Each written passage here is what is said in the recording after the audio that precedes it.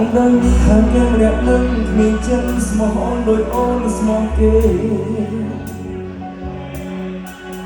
ហើយគេមិនដែលបារម្ភថាអូនរីករាយឬក៏ឯកាប៉ុន្តែមិនអា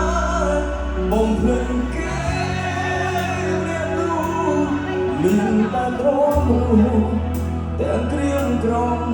តែបងសុំពេលដែលអូនយំក្បែរបងត្រូវដឹងថានៅមានបងម្នាក់ដែរខ្វល់ជាអូនគ្រប់ពេលហើយបងចង់មកចង់ថែទោះបីស្រីលើគេសងសាច់ទេឃើញមានឈឺចាប់ទ្រង់ទឹកស្រស់ស្អាតឲ្យចង់ប្រឹងឲ្យដឹង